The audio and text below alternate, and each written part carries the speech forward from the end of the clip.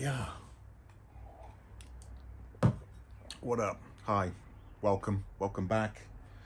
Welcome if it's your first time here.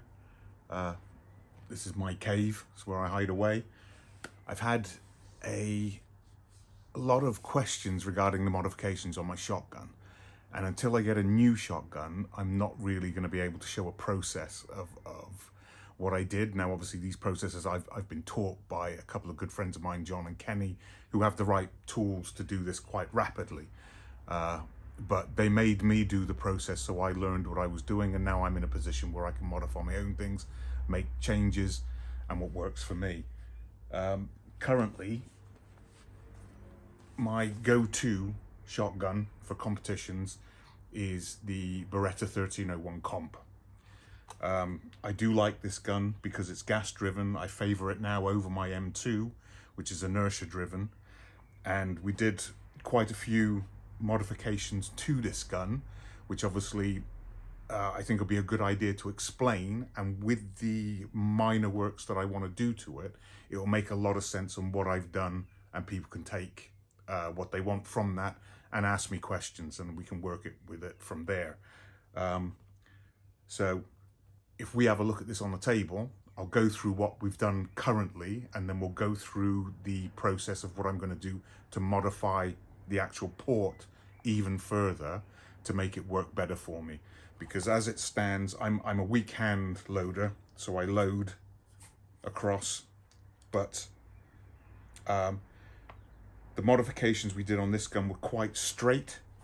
The actual port was opened. We lowered it in and it was straight across, and that works really well for Kenny and John, and I thought it would work for me, but it doesn't. I've tried a couple of months to try and get to grips with it. Now, in my practice sessions, I used to be 100% when I was quad loading. It's only under pressure you start messing up, you do things. So, but with the M2, with the modifications I'd made on that, I could get through my whole practice session, whatever time I did it, any time I did it, 100%. There was no problem. With this, I'm sort of hitting maybe 80%, and I'm fumbling the shells, and I'm dropping them. I'm hitting them on the port itself, and I think it's because I can't seem to get my wrist in a way where I run it flat and drive the shells in properly. So I'm going to lower one side, as I did with the M2, and drop the side a little lower to give me that angle to then fire the shells in. So if we have a look at this on the table first, I'll show you what has been done, go through the process for it, then we'll go through the process and complete the work that I'm going to do on it, and it'll all make a bit more sense for everyone. Let's have a look.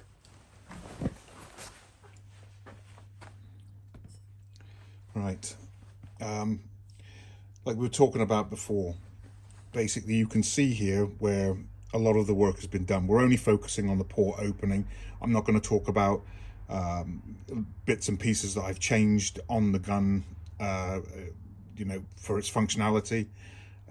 They're quite basic. In fact, on the 1301, I was quite happy with the charging handle, you know, the safety, everything seemed to work pretty well. On the M2, I literally swapped out a load of stuff on it for Taran Tactical stuff and stripped it apart and built it back up. This, on the other hand, works pretty well as out of the box. But if you can see here, you can see the work that was done. To start off with, obviously, you're going to have to strip your gun down to do the work. Don't do it like when it's together. The guard here, this was cut down. So we've cut this right down. You can see all the way around from there. Now that sort of came away, and this led to an angle. This was quite square here. And then obviously from there, so I mean, you can see the cut. So along, and it was squared. It's going to be completely rounded off. Always be aware of little things like this. You can see the pin. So think about what you're doing when you're stripping down. And get to know the structure of your gun. The thing I liked about the 1301 was the fact that it was quite a sturdy build. It's a nice thick platform to work on. Obviously, a lot of the material was cut away from here. I would recommend sticking from this point to this point 4.5 to 5 mil, no more. Do not come any closer than that. You're just going to end up like screwing your gun up. And if you make a mistake and you screw it up, you've basically got a very expensive stick. So think about it. Slow and steady with all work that you do with this stuff. It's easy enough to take off. You can't put it back on. So do things in stages. As you can see, it was all polished off. Now, what worked for a lot of people is this straight, flat, just dropping down. And they found that that works really well for them, especially for my friends John and Kenny. But for me, I've tried it. I did it for a couple of months. Kept it like that to try and see if I could just work into it. I was very proficient with my loading, and it's sort of gone to pot to an extent. So I don't know whether it's my wrist or the way I hold the gun when I'm loading it. I load, as I said, I think weak-handed. So I'm going to take some more material out of here and drop this down a bit. So think about what you're going to do beforehand. Drop it down. So I'm going to probably come down in here a little bit. I'm not going to come any closer than that. Drop it down and up. So I've got a deeper cut on this side to suit the weak hand loading. You will see, obviously, the process that I'm going to go through to actually do this work on the port on this, and it will apply to all of the port. So basically what you're going to see me do can be recreated, but then if you look at, for example, your own 1301, you'll be able to see the difference of the structure in what I've got and what you've got based on that, and just slowly work towards getting it to a point that you want. By all means, you know, put some stuff down in the comments, ask me questions. I'm happy to give as much guidance as I can on this. When I do get another gun, I will do it from start to finish. So we'll go from there. So from this point, what I'm going to do is I'm going to strip the gun down. I'm going to strip it down so we've got the bare minimum so we can start working on it. Okay, before we get on with the basics, what are we going to use to get this done? So I'm going to use a Dremel, some bits to get pieces in, paper, some abrasive polishing wheels, hand files, get all that in there as well. And I'm going to do the majority of this work by hand. You can, if you're experienced, then by all means jump in, but as I say, it's always best to keep things a little slow and steady to start with. I don't have the full equipment that I can just sort of rush in there and start grinding away large pieces of material from the gun. So I want to make sure that I do this gently and carefully and not mess it up. As I said before, you can take it off quick enough, you can't put it back on. So the other thing I'm going to use as well is some masking tape. I tend to use the paper one because it's a stiff, so it won't bend. You know, as long as you keep it straight, you've got yourself a nice guideline. Here's our piece. So we've got that. I'm leaving the bolt release in there. That'll just get pinned back with everything that I'm doing. I've sort of had a look. I've judged where I want it to go. Obviously, this is all going to be personal to whoever's working on their gun. You'll know your gun. You'll know how you want it, so you can work from there. So on this side, I'm going to try and I'm going to drop it down. I don't want to go below this line. I've decided. Don't want to go below this line, so I'm going to drop it down, and then I'm going to bring it down and taper it in from there. So let me get some of this stuff out of the way, get some of this tape. So you just want to get some tape, have a look and see, and just build it up as much as you want to. So I'm thinking about going about there. because I want a curve up to it. As I don't want a very sharp angle. I could take a sharp angle if I liked. In fact, I might actually just do just a little bit more based on that. A little bit of a sharper angle. There, am I happy with that? No, that's too far. I don't want to go too far in. So maybe there.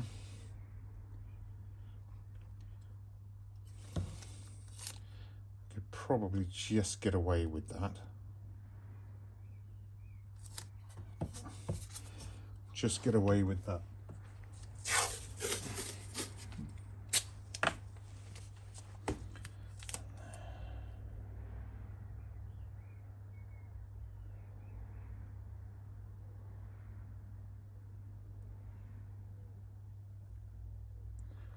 There.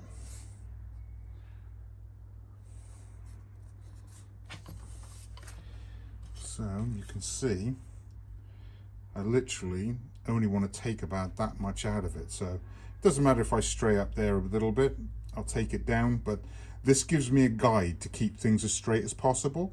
And then remember, I want to sort of round that in. Be careful, because if you angle something and then you want to get a curve on it, you're then going to start burrowing in and you're going to end up creeping forward.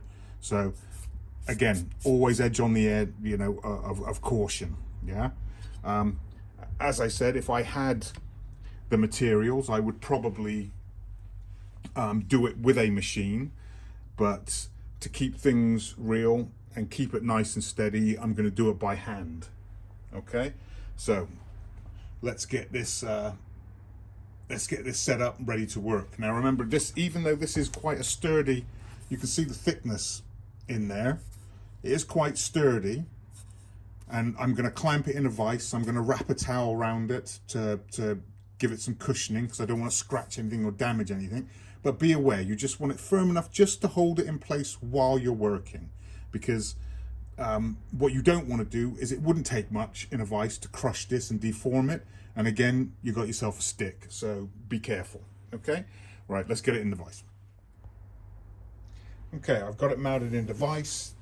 I've got my lines that I know I'm going to work to. I've stuffed it with paper. Now I see a lot of people, they'll mask and tape it all up, and they'll sort of like go to the extreme of putting that in.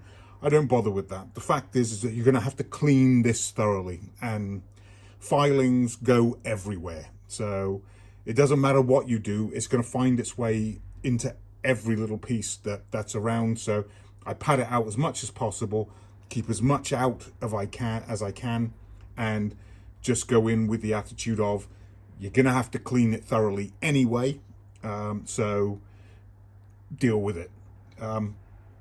Right, this is going to be quite a slow process. Obviously the files are quite long. I've only got this much to work with.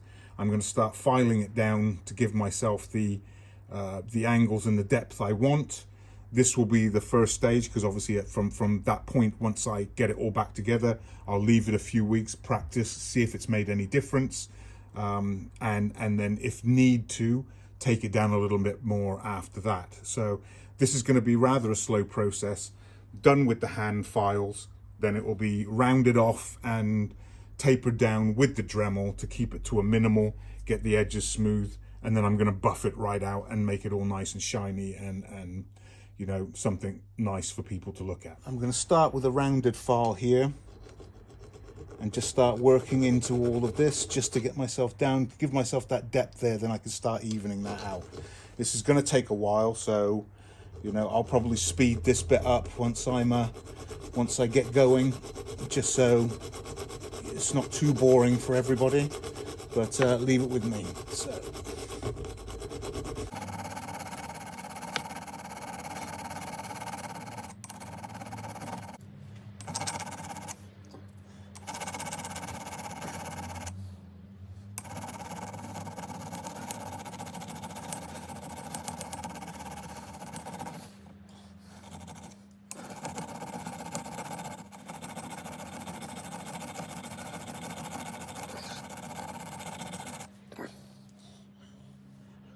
this is going to take ages. So rather than having this whole drawn out point, I'll stop this and come back at intervals. Right guys, there we go, we're back, and I've got the cut in there. It's taken me about an hour and a half to do that by hand. Well, no, in fact, hour 45 minutes really. It was pretty shit. I wouldn't recommend it to anyone. I got in there after, just started to smooth things off with the Dremel, just to sort of round the edges over to get that going, just to save a bit of time. I would recommend using a proper power tool if you can. Doing it by hand, as much as I thought you'd have more control and everything, which you actually do, my God, it's time consuming. So lessons learned. But you can see there from the original, I've cut that out down to there.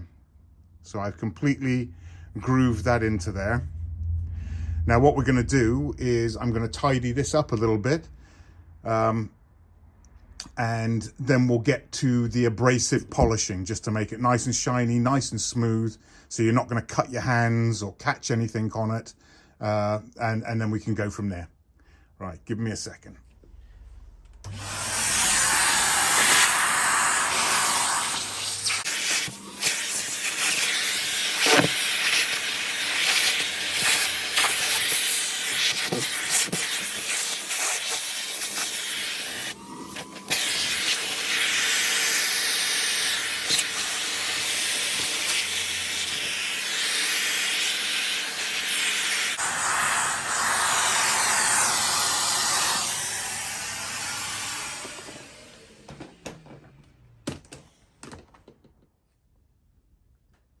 Right, okay guys, I'm coming back. I'm going to get in there with an abrasive polisher.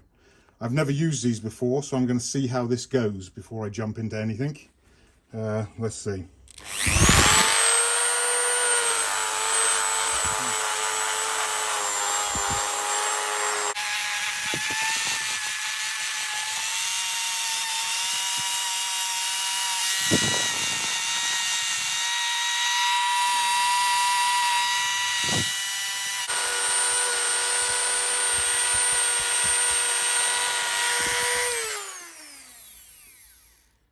I've got to say that is very abrasive, that one. I'm going to jump to a higher, I should say. We're going to,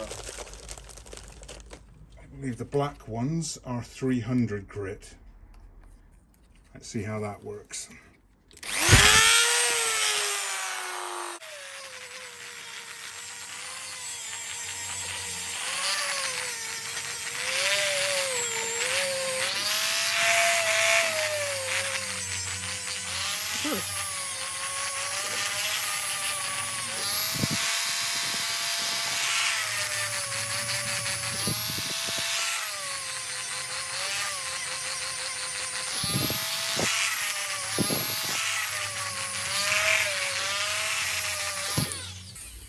Right, I'm just going to break out the proper polisher.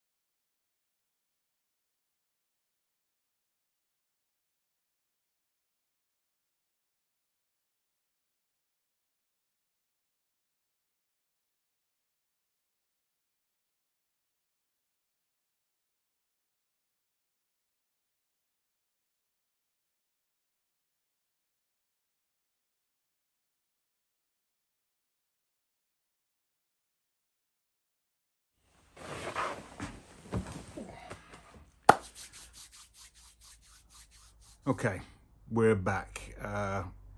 I've taken that as far as I want to go.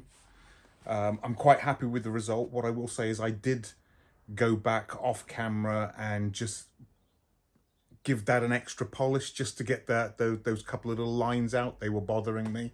On the whole, I'm sure that everyone can see the process and what you can do and what's you capable of being done.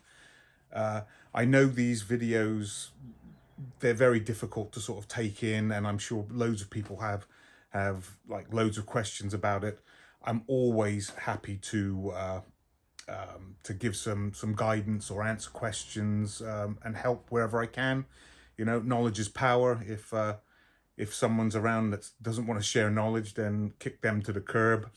But hey, drop some comments in the comment section, and I'll answer any questions that I can and help wherever I can.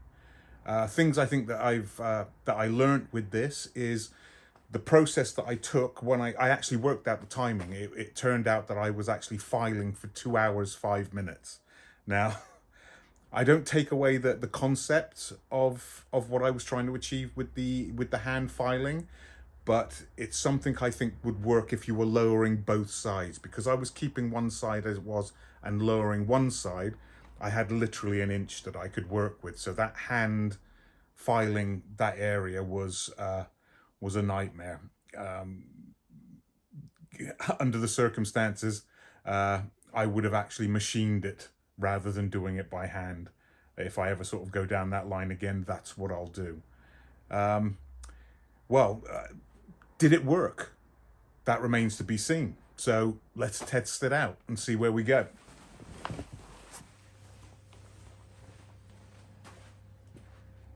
Okay, we're going to give it a try. Obviously, there's nothing in the gun. Safety is on.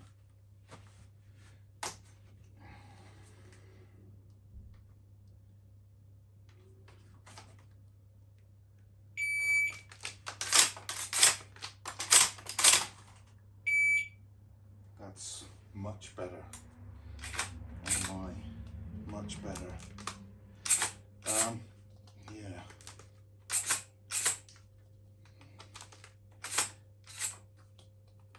I think it's going to take a little bit of practice to sort of get used to that again, because I can sort of feel my hand now leveling. I've got to get it back to the way I used to load before. So I'm quite happy with that. Well, I think that's about it. Thanks for watching, guys. Like and subscribe. You know, if you didn't like it, hit dislike. Give me some pointers on what I'm doing wrong. I'm going to keep trying to upload stuff. I'll get better, I promise. Going to be a lot of reviews, you know, gear reviews, boys' toys, a lot of gun-related stuff. So take it steady. I'll catch you soon.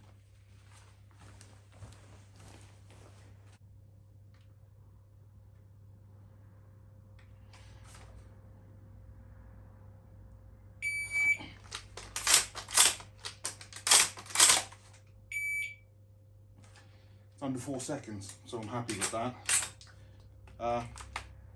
Tell you what, if anybody's interested in how I do my training for my loading, leave a note in the comments and I'll sort that out.